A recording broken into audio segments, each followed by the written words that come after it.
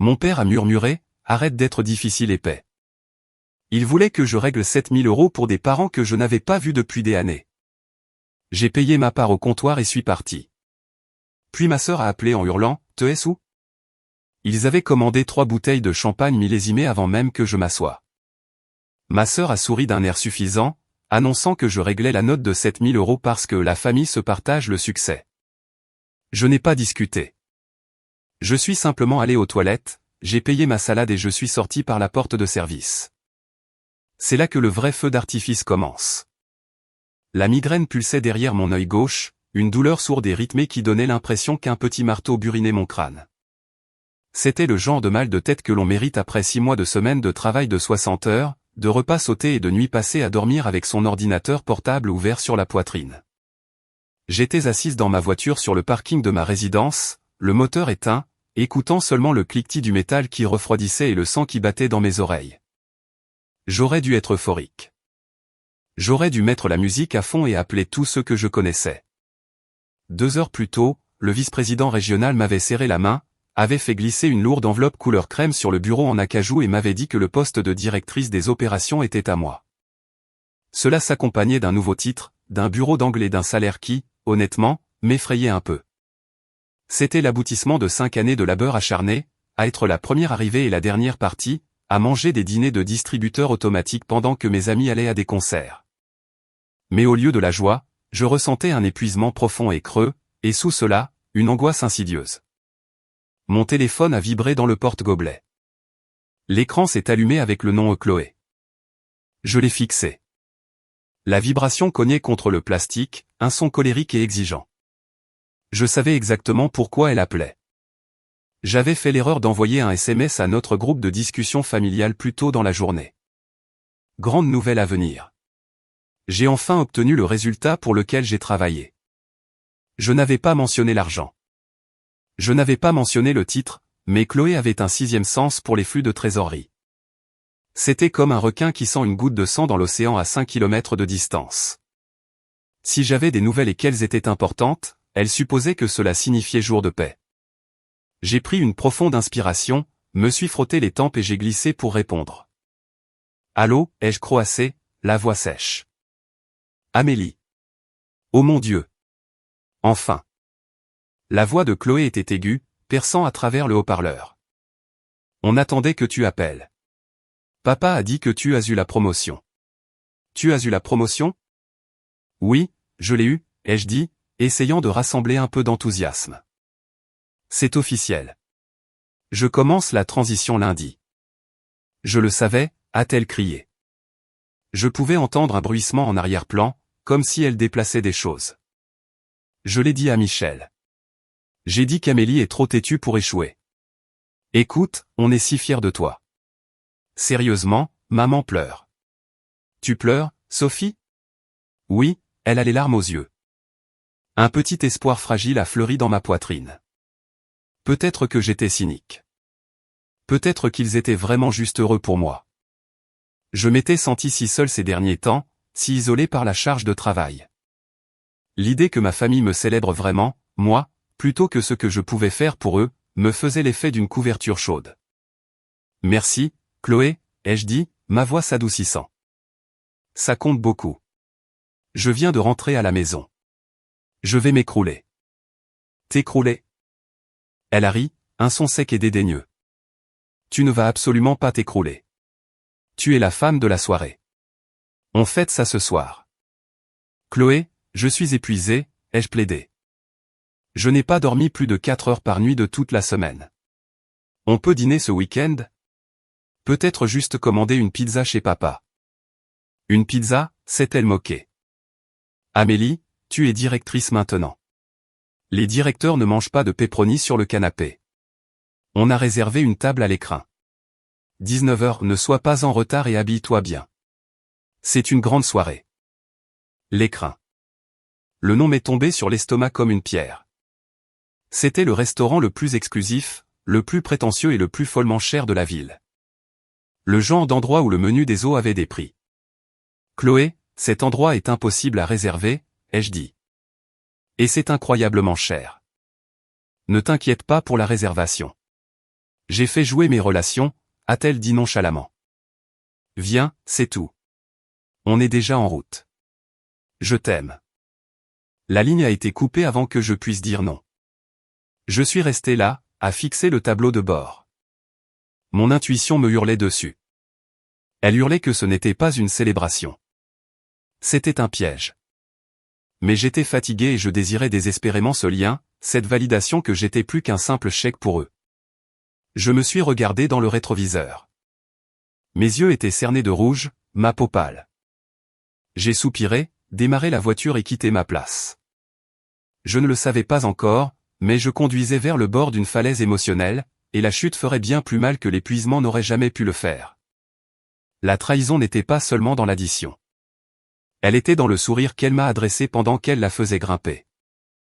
Le voiturier de l'écrin a regardé ma Renault Clio avec un mélange de pitié et de dédain, comme si la voiture risquait de laisser couler de l'huile sur ses pavés immaculés par pure méchanceté. Je lui ai tendu les clés, j'ai lissé la jupe de mon tailleur de travail, qui était professionnel, mais certainement pas prêt pour une soirée de gala, et je me suis dirigé vers les lourdes portes en chêne. À l'intérieur, l'air sentait la truffe, l'acajou vieilli et l'argent. L'éclairage était tamisé, le genre de lumière conçue pour faire scintiller les bijoux et disparaître les rides. Une hôtesse aux pommettes assez saillantes pour couper du verre a levé les yeux de son pupitre. Réservation pour, a-t-elle demandé, son ton laissant entendre que je m'étais probablement trompé de bâtiment. C'est peut-être au nom de Chloé. Ou peut-être Michel, ai-je dit, me sentant déplacé. Ah, oui, le salon privé. Votre groupe est déjà installé. Salon privé. Mon estomac s'est noué. Ce n'était pas juste une table. C'étaient des frais de location de salle. Je l'ai suivi à travers la salle à manger principale, naviguant dans un labyrinthe de nappes blanches et de conversations feutrées. En approchant de l'arrière du restaurant, je les ai entendus avant de les voir. Un rire fort et rauque a résonné de derrière un rideau de velours. C'était le rire de Chloé. L'hôtesse a tiré le rideau, et je me suis arrêté net. Je m'attendais à mes parents, Michel et Sophie, et ma sœur, Chloé. Peut-être, juste peut-être, le petit ami de la semaine de Chloé. Cela aurait fait 4 ou 5 personnes. Au lieu de cela, je regardais un banquet. Il y avait au moins 12 personnes serrées autour de la longue table ovale. Mes parents étaient là, assis en bout de table comme des rois. Chloé était à leur droite, mais il y en avait d'autres. Tante Déborah, à qui je n'avais pas parlé depuis 3 ans, la meilleure amie de Chloé, une fille nommée Jessica qui m'avait harcelé au lycée. 2 hommes que je ne reconnaissais même pas. Des amis de Chloé, peut-être. Et l'oncle Gérard, qui racontait bruyamment une histoire sur ses calculs biliaires à un serveur qui avait l'air de vouloir mourir. Elle est là, a crié Chloé en levant les bras. Elle portait une nouvelle robe, quelque chose de pailleté et clairement de créateur. La grande Manitou est arrivée. Amélie, a tonné mon père, Michel. Il ne s'est pas levé. Il a juste fait un vague geste avec un verre de vin déjà à moitié vide. Assieds-toi. Assieds-toi. Tu es en retard. On a commencé sans toi. Je ne savais pas que tout le monde venait, ai-je bafouillé, prenant la seule place vide à l'autre bout de la table, à des kilomètres de mes parents. Plus on est de fous, plus on rit, a glissé ma mère, Sophie. Elle m'a fait un petit signe de la main, crispé et agité. Tu as l'air fatigué, chérie. Tu devrais vraiment mettre plus d'anticerne sous ses yeux. Merci, maman, ai-je marmonné en m'enfonçant dans ma chaise. Un serveur est apparu instantanément à mon coude. Du champagne, madame? La table déguste le Dom Pérignon 98. J'ai regardé au centre de la table. 3 bouteilles vides étaient déjà retournées dans le seau à glace. Une 4e était en train d'être servie. J'ai fait le calcul dans ma tête. C'était facilement 2000 € d'alcool. Et je n'avais même pas encore déplié ma serviette. Juste de l'eau, s'il vous plaît, ai-je dit doucement. Oh, ne sois pas rabat-joie, Amé, a crié Chloé de l'autre côté de la table. Tu fais de ça. Serre-lui un verre, garçon. J'ai regardé le liquide doré remplir la flûte devant moi. J'ai regardé les visages autour de la table. Ils ne me regardaient pas avec fierté. Ils me regardaient avec faim. Ils me regardaient comme une meute de loups regarde un cerf blessé qui vient de trébucher dans la clairière. Mon père s'est penché en arrière, le visage rouge. Alors, dis-nous, c'est combien l'augmentation? On parle de 6 chiffres. Aux 6 chiffres? La table est devenue silencieuse. Même l'oncle Gérard a arrêté de parler de ses problèmes médicaux. 12 pères Dieu se sont braqués sur moi. Idéalement, papa, je préférerais ne pas parler de finances au dîner, ai-je dit, en essayant de garder ma voix stable. On peut juste passer un bon repas. Ne fais pas ta mijaurée, a ricané Chloé d'un air enjoué, en prenant une gorgée de son vin. On sait tous que tu as réussi. Arrête de faire comme si tu étais encore une de nous, les ploucs. J'ai forcé un sourire, mais ma main serrait si fort les couverts que mes jointures sont devenues blanches. Il pensait m'avoir acculé. Il pensait que mon désir de leur approbation l'emporterait sur mon amour-propre. Il pensait que j'allais simplement sourire, hocher la tête et passer la carte parce que j'étais la bonne fille. Mais ils avaient oublié une chose cruciale. Je ne suis pas devenue directrice des opérations en me laissant marcher sur les pieds. J'y suis arrivé en repérant les inefficacités et en éliminant le poids mort.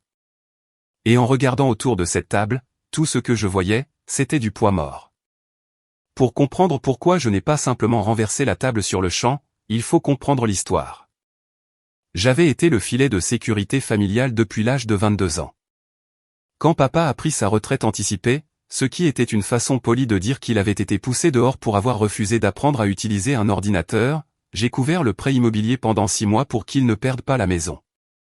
Quand maman a eu besoin de cette chirurgie essentielle qui s'est avérée être un travail dentaire purement esthétique, j'ai payé la franchise. Et Chloé était un puissant fond. Chloé avait 28 ans, 4 ans de moins que moi, mais elle se comportait comme une adolescente perpétuelle. Elle avait essayé d'être blogueuse de mode, puis DJ, puis coach de vie. Actuellement, elle se disait curatrice de marque, ce qui, d'après ce que je comprenais, signifiait qu'elle achetait des vêtements de luxe qu'elle ne pouvait pas se permettre et postait des photos d'eux sur Instagram. J'avais payé son loyer. J'avais payé son assurance auto. Je l'avais sorti de ses dettes de carte de crédit 2 fois. Et à chaque fois, le récit était le même.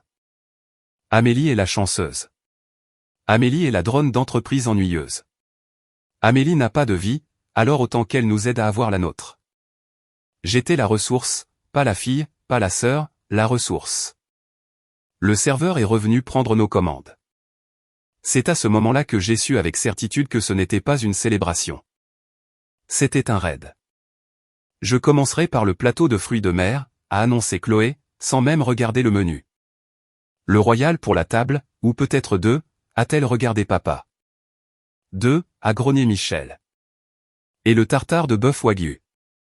Excellent choix, monsieur, a dit le serveur, griffonnant furieusement. Pour le plat principal, Chloé a continué, passant son doigt sur la colonne des prix, pas la colonne de la nourriture. J'ai observé ses yeux. Elle ne cherchait pas ce qu'elle aimait. Elle cherchait le chiffre le plus élevé. Je prendrai le homard thermidor et j'ajouterai le supplément de lamelles de truffe.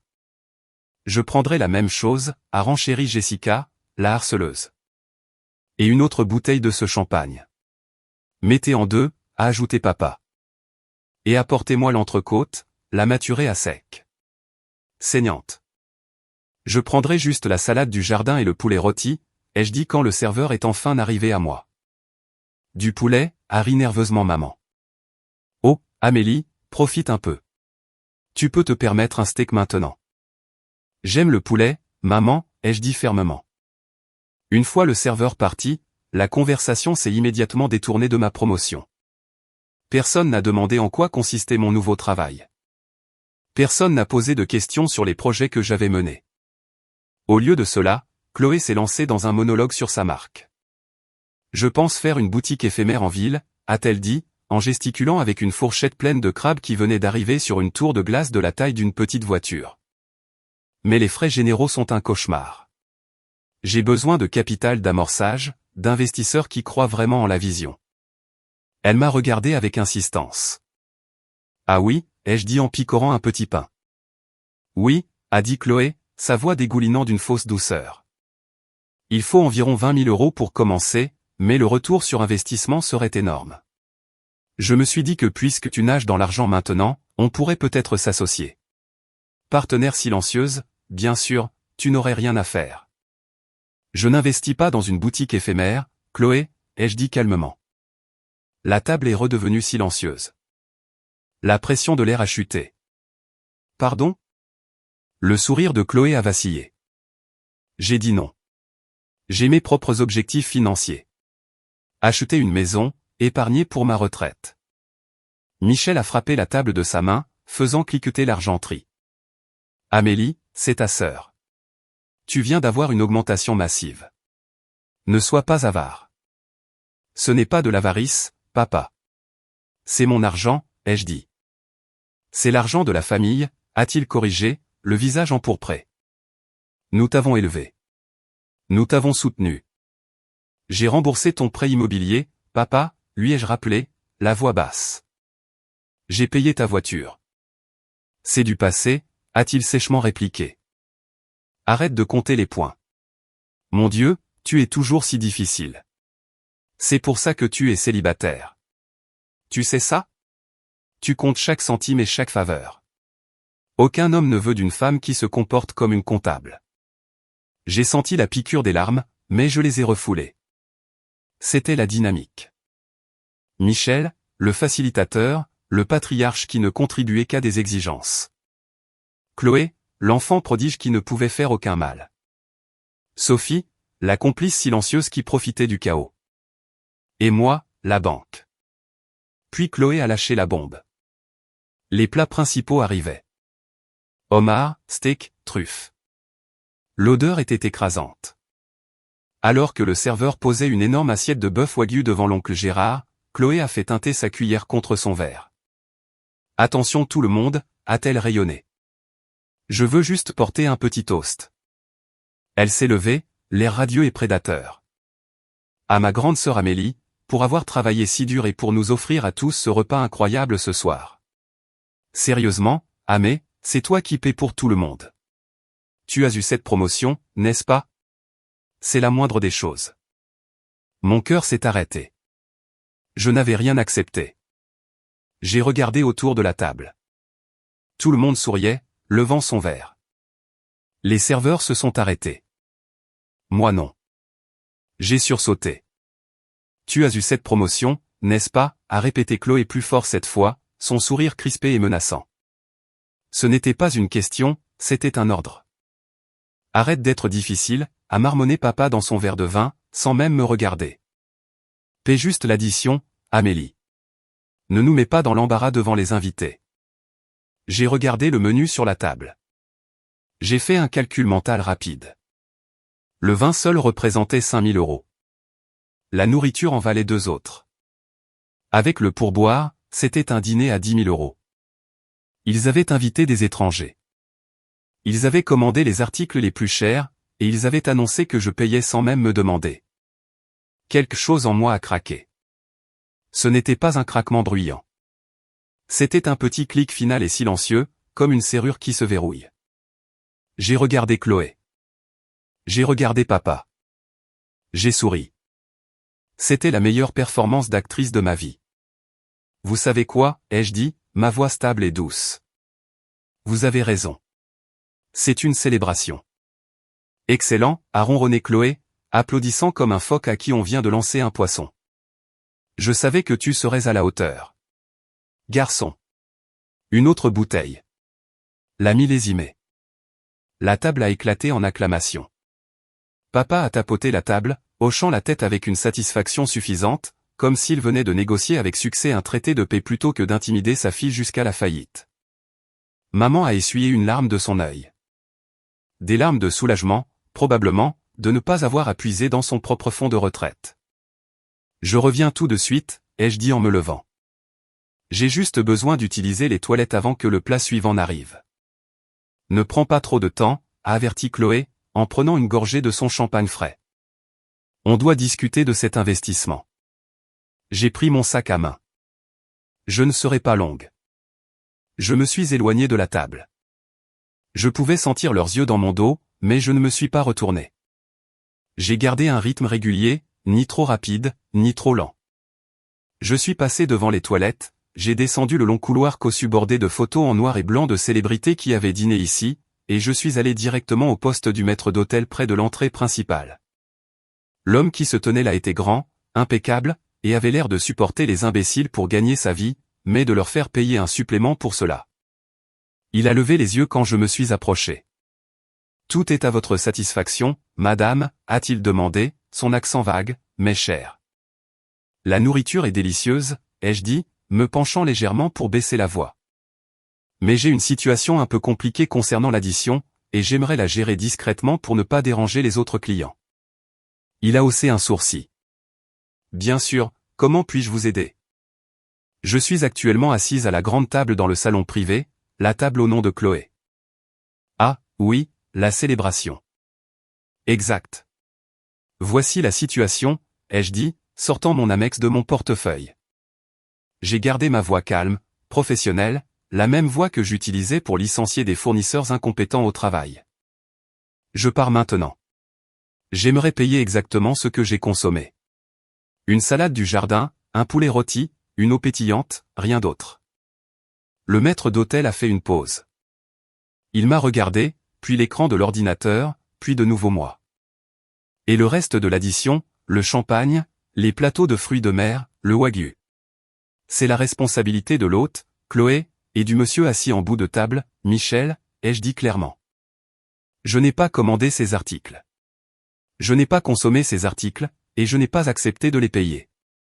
J'autorise un prélèvement uniquement pour mon propre repas. Veuillez le faire maintenant. Ajoutez un pourboire de 25% sur ma part et fournissez-moi un reçu imprimé. Il a hésité. Madame, il est très inhabituel de diviser une addition de cette ampleur de cette manière en milieu de repas. Habituellement, la table. Je comprends que c'est inhabituel, ai-je coupé, mon regard se durcissant. Mais si vous me présentez une facture de 7 000 €, je contesterai le débit auprès de ma compagnie de carte de crédit pour fraude. Je vous propose de payer ma part légale maintenant.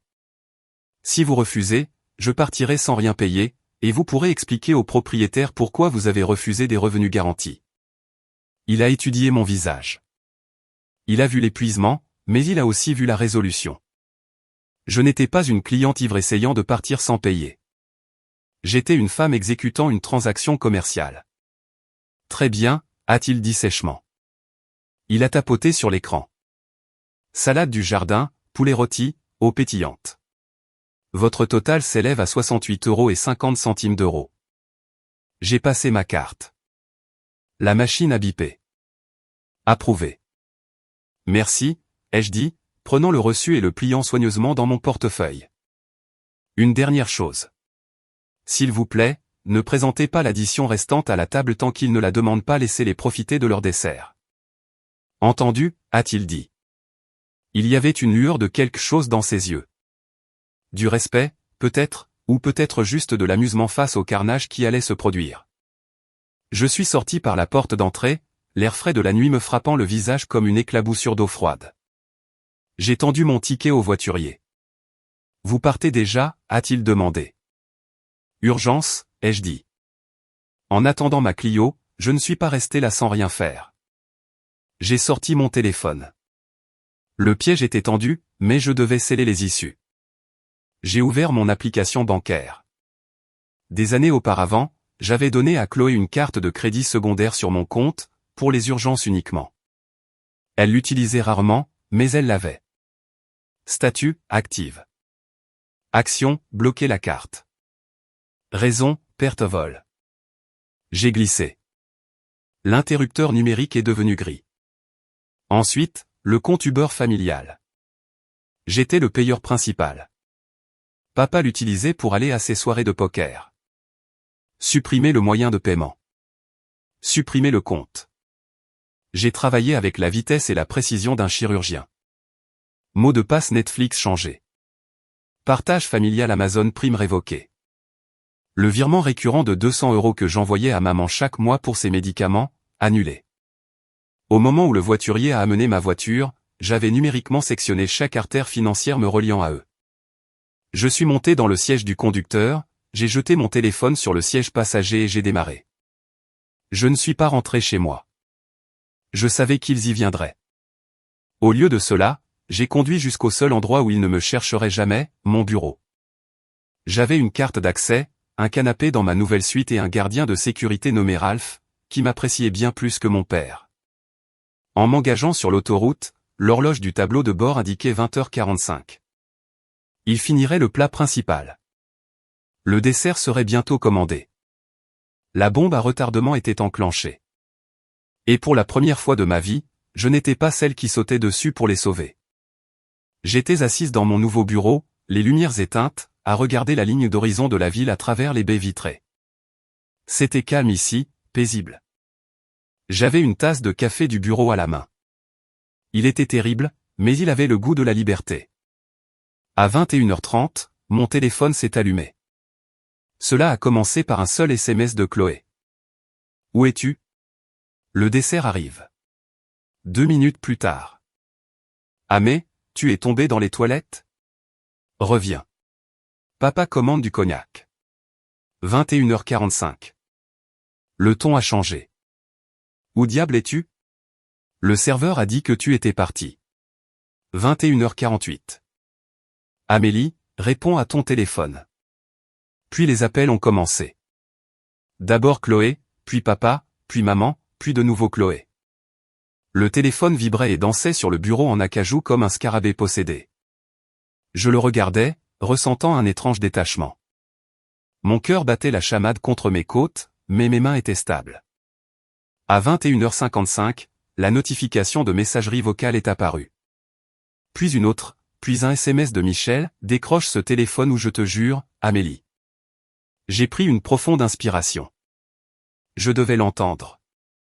Je devais entendre la réalité de ce qu'ils étaient pour moi. Dépouillé de tous les vernis polis. J'ai pris le téléphone alors qu'il recommençait à sonner. C'était Chloé. J'ai répondu et mis le haut-parleur. « Amélie » a-t-elle hurlé. Le son était déformé, fort et chaotique. Je pouvais entendre du bruit de fond, des verres qui tintent, un murmure bas d'autres convives, et l'énergie vive et anxieuse d'une crise de panique. « Où es-tu ?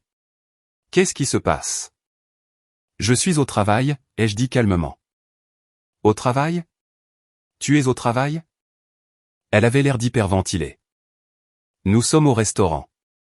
Le serveur vient d'apporter l'addition. » « Oh, j'ai pris une gorgée de mon café. » « Comment était le homard ? » « Ne joue pas à ça avec moi », a-t-elle crié. J'ai entendu un silence tomber sur le bruit de fond. Elle faisait une scène. « L'addition est de 6 800 €, Amélie. » 6 800 €. Ça me semble correct, ai-je dit. Vous avez commandé beaucoup de champagne millésimé. Tu dois leur donner ton numéro de carte par téléphone, a-t-elle bégayé, sa voix tremblant de rage. Tout de suite. Le directeur est là. Il nous regarde comme si nous étions des criminels. Mets-le en haut-parleur. Je lui passe le téléphone. Non, ai-je dit. Le mot a flotté dans l'air, lourd et absolu. Qu'est-ce que tu as dit ? J'ai dit non. J'ai payé mon repas, Chloé. J'ai le reçu. J'ai payé ma salade et mon poulet. Je n'ai pas accepté de payer pour votre fête. Je n'ai pas invité tes amis. Je n'ai pas commandé 3 bouteilles de Dom Pérignon.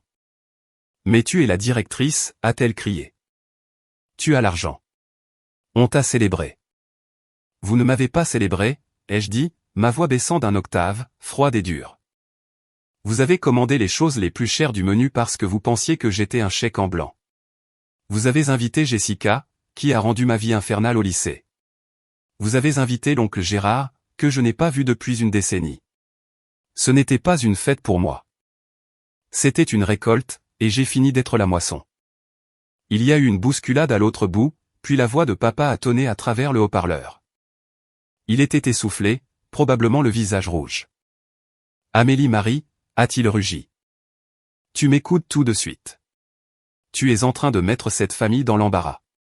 Tu nous humilies. Il y a des gens qui nous regardent. Tu vas payer cette addition et tu vas le faire maintenant, ou tu n'es plus ma fille. » C'est ça l'ultimatum, ai-je demandé. Payer 6 800 € ou perdre mon père ? Oui, a-t-il crié. Espèce de petite égoïste, ingrate. Alors je suppose que je suis orpheline, ai-je dit. Bonne chance avec l'addition, Michel. Attends. Sa voix s'est brisée, la fanfaronnade instantanément remplacée par la panique. Amélie, écoute. Je n'ai pas ce genre de limite sur mes cartes. Tu sais ça, la pension, ce n'est pas assez. Ils parlent d'appeler la police. Ils ont dit quelque chose à propos de filouterie. Tu ne peux pas les laisser arrêter ton père. Tu aurais dû y penser avant de commander l'entrecôte maturée à sec, ai-je dit. Peut-être que Chloé peut payer avec l'argent de sa marque. Je ne l'ai pas. Chloé était de retour, pleurant maintenant. Des sanglots bruyants et laids. Mes cartes sont au maximum. Amélie, s'il te plaît. Je te rembourserai. Je le jure. Comme tu m'as remboursé la voiture, comme tu m'as remboursé le loyer. C'est différent. Ils vont appeler les flics. Alors je te suggère de commencer à appeler des gens qui tiennent vraiment à toi, ai-je dit. Peut-être que Jessica peut participer, ou l'oncle Gérard. Au revoir, Chloé. J'ai raccroché. J'ai fixé le téléphone. Ma main tremblait maintenant, non pas de peur, mais de la chute d'adrénaline. Je l'avais fait. J'avais vraiment dit non. Je suis restée assise là pendant un long moment, à regarder les lumières de la ville. Je me demandais ce qui se passait à l'écran. Étaient-ils en train de rassembler leur argent liquide? L'oncle Gérard appelait-il frénétiquement sa banque? Étaient-ils escortés par la sécurité? Une partie de moi, la partie qui avait été entraînée depuis l'enfance à être la solutionneuse, voulait rappeler, voulait les sauver une dernière fois. Mais ensuite, je me suis souvenu du sourire suffisant sur le visage de Chloé quand elle a commandé le plateau de fruits de mer. Je me suis souvenu de papa me disant d'arrêter d'être difficile. J'ai éteint mon téléphone. Le silence n'a pas duré longtemps. Quand j'ai rallumé mon téléphone le lendemain matin, l'assaut numérique m'attendait. 37 appels manqués, 64 messages textes, mais ce sont les notifications des réseaux sociaux qui m'ont glacé le sang. Chloé n'était pas simplement rentrée chez elle pour panser ses plaies. Elle était passée à l'offensive. J'ai ouvert Facebook. Là, épinglé en haut de son profil, se trouvait un long message décousu accompagné des hashtags trahison et famille toxique. Je n'aurais jamais pensé devoir partager quelque chose d'aussi personnel, commençait-il. Mais hier soir, ma propre sœur, une cadre supérieure gagnant énormément d'argent, a invité nos parents âgés et moi à un dîner de célébration. Elle a tout commandé, bu le vin, puis elle s'est enfuie. Elle s'est littéralement faufilée par la porte de service et a laissé nos parents avec une facture de 7 000 € qu'ils ne pouvaient pas payer. Mon père a failli avoir une crise cardiaque à cause du stress. La police a été appelée. Nous avons été humiliés. Il s'avère que l'argent change vraiment les gens. S'il vous plaît, gardez ma famille dans vos prières pendant que nous faisons face à cette narcissique.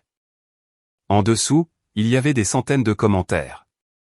OMG, c'est un comportement dégoûtant. Waouh, la cupidité des entreprises pourrit vraiment l'âme. Tellement désolé que tu aies dû traverser ça, ma belle. Reste forte. Mon estomac s'est noué. Elle contrôlait le récit.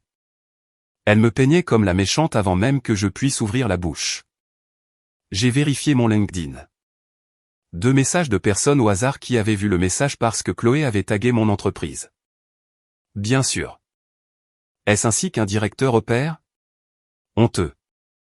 Elle essayait de saboter ma carrière. Je me suis assise à ma table de cuisine, le café refroidissant dans ma tasse. C'était la guerre. Si je ne me défendais pas, cette histoire collerait. Elle me suivrait. Mais se disputer sur Facebook était un jeu perdu d'avance.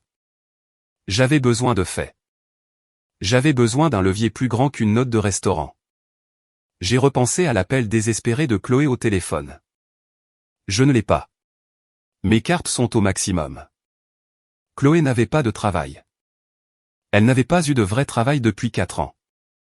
Maman et papa lui donnaient un peu d'argent, bien sûr, mais pas assez pour maximiser des cartes de crédit, à moins que... J'ai ouvert mon ordinateur portable. Je les avais coupés hier soir, mais je n'avais pas fait de recherches approfondies sur le passé. Je me suis connecté au service de surveillance de crédit que je n'avais pas vérifié depuis 6 mois. J'ai fait défiler le rapport. Prêt immobilier payé, prêt auto payé, carte Visa premier, solde 12 400 €. Je me suis figé. Je n'avais pas de carte Visa premier. J'ai cliqué sur les détails. La carte avait été ouverte il y a 18 mois. L'adresse de facturation, la maison de mes parents. L'utilisatrice autorisée, Chloé. J'ai fait défiler vers le bas. Prêt personnel, CTLM, 25 000 euros. En cours. Ouvert il y a 3 mois. Mon cœur battait contre mes côtes. Les signatures sur les demandes étaient numériques, mais l'adresse email utilisée pour la vérification était amélie.opération@gmail.com. Ça ressemblait à mon email, mais ce n'était pas le cas. Mon email était amélie.ops. Ils avaient créé un faux compte email. Ils avaient utilisé mon numéro de sécurité sociale, que papa avait, bien sûr, de l'époque où il faisait mes impôts des années auparavant. Ils avaient contracté des prêts et des cartes de crédit à mon nom pour financer leur style de vie. La boutique éphémère, les vêtements de créateur, les vacances. Ils ne se contentaient pas de me soutirer l'argent que je leur donnais. Ils volaient mon avenir. J'ai senti une rage froide et dure s'installer dans ma poitrine, déplaçant la peur. La note de restaurant était une distraction. C'était un crime. Mon téléphone a sonné. C'était Michel. J'ai fixé l'écran. Je devais répondre. Je devais les enregistrer. J'ai appuyé sur enregistrer sur mon autre appareil et j'ai répondu au téléphone. Amélie, sa voix était rauque, fatiguée. Il avait l'air d'un homme brisé. Nous devons parler. Maintenant. J'ai vu le message Facebook, papa, ai-je dit doucement. On peut le retirer, a-t-il dit rapidement. Trop rapidement. Chloé était contrariée. Elle a réagi de manière excessive. Mais on peut arranger ça. On a juste besoin de s'asseoir. Le restaurant. Nous avons dû laisser la montre de grand-père en garantie. Ils nous ont donné 48 heures pour revenir avec l'argent ou ils portent plainte. La montre de grand-père, ai-je demandé. Cette montre était le seul héritage que nous avions. Oui, c'est un gâchis, Amé. Écoute, viens juste. On aura une réunion de famille. On établira un plan de paiement. Tu paies le restaurant et nous. Nous trouverons un moyen de te rembourser avec le temps. Supprime juste les captures d'écran que tu as et nous supprimerons le message. On repart à zéro. Il négociait. Il avait l'air désespéré, mais il y avait autre chose dans sa voix. La peur. Il savait que je finirais par enquêter. D'accord, ai-je dit. Je viens. Bien. Bonne fille, a-t-il soufflé. Viens pour le déjeuner. 13 heures. J'y serai, ai-je dit. Et papa, assure-toi que Chloé soit là aussi. Elle y est. Elle est juste là. Parfait. J'ai raccroché. J'ai passé les 3 heures suivantes à imprimer. J'ai imprimé le rapport de crédit. J'ai imprimé les documents de prêt. J'ai imprimé les journaux de vérification des faux emails que j'avais réussi à tracer. J'ai imprimé les relevés bancaires montrant les transferts des prêts frauduleux vers le compte courant personnel de Chloé. Je les ai organisés dans un classeur noir soigné. Puis j'ai appelé un de mes amis, pas un ami d'autrefois, un ami de la nouvelle vie, David. Il était le conseiller juridique de l'entreprise. David, ai-je dit quand il a répondu, hypothétiquement, si quelqu'un a commis une usurpation d'identité contre moi à hauteur de 40 000 euros et que j'ai des preuves, quelle est la marche à suivre? Hypothétiquement, David a ri sombrement, tu entres dans la pièce avec un accord à l'amiable et un dépôt de plainte. Tu mets les deux sur la table, et tu les laisses choisir lequel tu déposes. Peux-tu rédiger un accord à l'amiable en 1 heure? Pour toi? Je le fais en 30 minutes. Envoie-moi les détails. Je suis monté dans ma voiture à 12h30. Le classeur était posé sur le siège passager à côté de moi. Il pensait que je venais pour faire un chèque pour le homard. Il pensait qu'il pourrait me faire culpabiliser pour me ramener à la soumission avec des menaces d'ostracisme social. Il pensait avoir affaire à Amélie, la fille. Ils étaient sur le point de rencontrer Amélie, la directrice. L'allée de la maison de mon enfance était fissurée. Je ne l'avais pas remarqué avant, ou peut-être avais-je choisi de ne pas le voir. Des mauvaises herbes poussaient à travers le béton, élargissant les fissures, brisant lentement les fondations. C'était une métaphore parfaite de ce qui attendait à l'intérieur. J'ai garé ma Clio derrière la berline de papa, celle que j'avais remboursée il y a 3 ans. J'ai pris un moment pour me recentrer. J'ai vérifié mon reflet dans le miroir. Je ne ressemblais pas à la fille fatiguée et désespérée qui venait ici chercher l'approbation. Mon blazer était impeccable. Mes cheveux étaient tirés en arrière. Je ressemblais à la personne qui licencie des gens pour faute grave. J'ai attrapé le classeur noir. Il me semblait lourd dans ma main, lesté de la vérité qu'ils avaient essayé d'enterrer. Quand j'ai ouvert la porte d'entrée, l'odeur m'a frappé. Cire au citron et vieille poussière. C'était l'odeur de la stagnation. Ils étaient tous assis à la table de la salle à manger, exactement là où je m'attendais à les trouver. C'était un tableau de misère mise en scène. Maman tamponnait ses yeux avec un mouchoir, bien qu'ils aient l'air secs. Papa était assis en bout de table, la posture rigide, un verre de scotch à moitié vide près de sa main. Chloé était affalée sur sa chaise, les bras croisés, l'air plus agacé que repentant. « Tu es en retard » a grogné papa, sans lever les yeux. « Je suis à l'heure » ai-je dit, fermant la porte derrière moi. Le loquet a cliqué bruyamment dans le silence. « Tu as apporté le chéquier » a demandé Chloé, en faisant claquer son chewing-gum. Le directeur a rappelé. Ils ont dit que si on ne paie pas avant 17 heures, ils vendent la montre de grand-père à un prêteur sur gage pour couvrir la dette. Ce serait tragique, ai-je dit en m'approchant de la table. Je ne me suis pas assise. Je suis resté debout à l'autre bout, les dominant. Tragique ? Maman a poussé un gémissement. Amélie, comment peux-tu être si froide ? Cette montre était l'héritage de ton grand-père. Alors peut-être que vous n'auriez pas dû la parier sur un dîner de homard que vous ne pouviez pas vous permettre, ai-je répondu calmement. Papa a frappé la table de sa main. Assez. Nous ne sommes pas ici pour discuter de sémantique. Nous sommes ici pour réparer le désordre que tu as causé. J'ai causé. J'ai haussé un sourcil. Tu t'es enfui, a crié Chloé, pointant un doigt manucuré vers moi. Tu nous as mis dans l'embarras. Tu nous as fait passer pour des ploucs fauchés devant mes amis. Tu es fauché, Chloé, ai-je dit. C'est tout le problème. Nous sommes une famille, a rugi papa, se levant pour atteindre ma hauteur. Son visage était d'un violet marbré. Et les familles s'entraident. Maintenant, voici le plan. Tu vas payer la note du restaurant aujourd'hui pour récupérer la montre. Ensuite, tu vas virer 5 000 € sur le compte de ta mère pour couvrir la détresse que tu as causée, et tu vas publier des excuses publiques sur Facebook en disant qu'il y a eu un malentendu avec ta banque. Il m'a regardé avec une attente totale.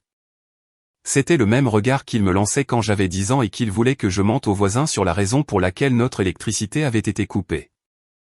Il s'attendait à la conformité. Il s'attendait à ce que la bonne fille plie. Non, ai-je dit. La pièce est devenue mortellement silencieuse. Pardon, a chuchoté papa. Non. Je ne paie pas le restaurant.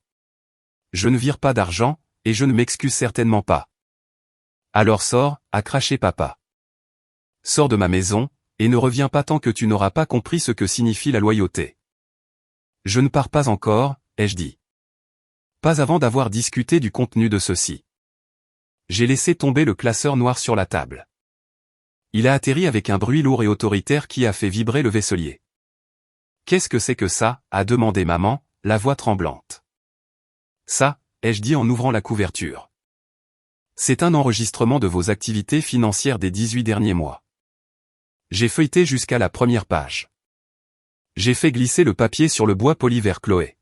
« Carte Visa premier » ai-je lu à voix haute. Ouverte en novembre 2024. Utilisatrice autorisée, Chloé. Solde, 12 400 €. Statut, impayé. Le visage de Chloé est devenu blanc. Elle a arrêté de mâcher son chewing-gum. Je ne sais pas ce que c'est, a-t-elle bafouillé. Ah non? J'ai sorti la feuille suivante. Ceci est le journal des adresses IP pour la demande. Elle correspond au routeur Wi-Fi de cette maison. Et ceci, j'ai pointé une ligne surlignée, et l'adresse email de récupération. amélie.opération@gmail.com. Un faux compte créé 2 minutes avant que la demande ne soit soumise. Papa s'est assis lentement. Il a regardé du papier à Chloé, puis à moi, mais il n'avait pas l'air surpris. Il avait l'air pris au piège. Et ici, J'ai continué, ma voix gagnant en force, se trouve le prêt personnel CTLM. 25 000 euros, déposés sur un compte joint au nom de Michel et Chloé. J'ai fait glisser le relevé bancaire sur la table. Il montrait le dépôt et il montrait les retraits. Galerie Lafayette, Air France, PMU, paiement de leasing BMW. Vous avez volé mon identité, ai-je dit, ma voix tranchant l'air comme un rasoir. Vous avez utilisé mon numéro de sécurité sociale, mon historique de crédit et ma bonne réputation pour financer vos délires de grandeur. Cela représente environ 40 000 euros de fraude. C'est un crime. En fait, étant donné le montant, c'est un vol qualifié. Amélie, attends, a haleté maman, se tenant la poitrine. Nous avions l'intention de le rembourser. C'était un prêt-relais, juste jusqu'à ce que l'entreprise de Chloé décolle. Chloé n'a pas d'entreprise, maman, ai-je crié, laissant enfin la colère percer. Elle a un compte Instagram et une addiction au shopping, et tu l'as laissé me voler. Nous ne t'avons pas volé, a hurlé papa, bien que sa voix manquât de sa puissance habituelle. Nous l'avons emprunté. Tu en as plein. Tu viens d'être promu. Pourquoi es-tu si avare? Ce n'est pas un emprunt si vous ne demandez pas, ai-je répliqué sèchement. C'est du vol. J'ai sorti du classeur un document agrafé. C'était l'accord à l'amiable que David avait rédigé. Voici la réalité, ai-je dit en plaçant le document au centre de la table. J'ai deux options en ce moment. Option A, je sors par cette porte, je vais au commissariat et je dépose une plainte officielle pour usurpation d'identité et fraude. J'ai les preuves. J'ai les journaux IP. J'ai les traces bancaires. Chloé ira en prison. Papa, tu seras probablement accusé de complicité. Vous perdrez la maison en frais de justice. Chloé a laissé échapper un sanglot étranglé. Papa, fais quelque chose. Option B, ai-je dit en l'ignorant. Vous signez ça. Papa a regardé le document. Qu'est-ce que c'est? C'est une reconnaissance de dette juridiquement contraignante, ai-je expliqué. Elle stipule que la dette sur ces cartes et prêts vous appartient, à toi et à Chloé. Elle supprime ma responsabilité. Elle stipule que vous refinancerez ces prêts à vos propres noms dans les 30 jours. Et elle stipule que vous ne me demanderez plus jamais un seul centime. On ne peut pas refinancer, a dit papa, la tête dans les mains. Mon score de crédit, il est fichu. Alors vous vendez des choses, ai-je dit froidement. Vendez l'autre voiture, vendez les meubles, vendez les sacs de créateurs de Chloé. Je me fiche de comment vous le faites, mais vous retirez mon nom de votre dette. Et la note du restaurant, a reniflé Chloé. Et la montre? Je les ai regardés. C'était le test final. Ils espéraient toujours que je les sauverais de l'incendie immédiat. La note du restaurant est votre problème, ai-je dit. Si vous voulez récupérer la montre de grand-père, je te suggère de rendre ces chaussures que tu portes, Chloé. J'ai entendu dire qu'elles se vendent 1000 euros sur les sites de revente. Tu ne peux pas être sérieuse, a pleuré Chloé. Tu ruines ma vie. Tu as ruiné ta propre vie, ai-je dit. Je refuse juste de payer pour les débris. J'ai sorti un stylo de ma poche et je l'ai posé à côté du document. Signé, ai-je ordonné, ou j'appelle la police. Je les ai en numérotation rapide. J'ai sorti mon téléphone et je l'ai levé, mon pouce planant au-dessus de l'écran. Papa m'a regardé pour la première fois. Il n'a pas vu une enfant. Il a vu une étrangère. Il a vu un mur qu'il ne pouvait pas abattre. Il a pris le stylo. Sa main tremblait. Je n'arrive pas à croire que tu ferais ça à ta propre famille, a-t-il marmonné en signant son nom d'une griffure déchiquetée. Je l'ai appris de vous, ai-je dit doucement. Vous m'avez appris que l'argent compte plus que les gens. J'applique juste enfin la leçon. Il a fait glisser le papier vers Chloé. Elle a pleuré en le signant, ses larmes tachant l'encre. J'ai pris le document, vérifié les signatures et les remis dans le classeur. J'ai pris le classeur et je me suis tourné vers la porte. Amélie, a murmuré maman. Où vas-tu? Je vais dîner, ai-je dit. Un dîner pas cher que je paie moi-même. Ne reviens pas, a dit papa dans mon dos. Sa voix était creuse. Si tu sors par cette porte avec ce papier, tu n'as plus de famille. Je me suis arrêté sur le seuil. J'ai regardé l'allée fissurée, les mauvaises herbes, le soleil couchant. J'ai senti un poids se lever de mes épaules, un poids que je n'avais pas réalisé qui m'écrasait jusqu'à ce qu'il disparaisse. Je sais, ai-je dit. Et honnêtement, c'est la meilleure promotion que j'ai eue de toute la semaine. Je suis sorti et je n'ai pas fermé la porte. Je les ai laissés le faire. 3 mois plus tard, les feuilles d'automne devenaient dorées et rouges, peignant la ville de teintes chaudes et ardentes. J'étais assise sur le balcon de mon nouvel appartement, un endroit que j'avais acheté, pas loué, en sirotant un verre de vin. Ce n'était pas du Dom Pérignon. C'était un pinot noir à 20 € et c'était la meilleure chose que j'ai jamais goûtée. Mon téléphone a vibré sur la table du patio. C'était une notification de mon service de surveillance de crédit. Alerte, compte supprimé. Votre score de crédit a augmenté. J'ai souri. Il l'avait fait. Je ne savais pas comment et je ne me souciais pas de connaître les détails, mais la dette avait disparu.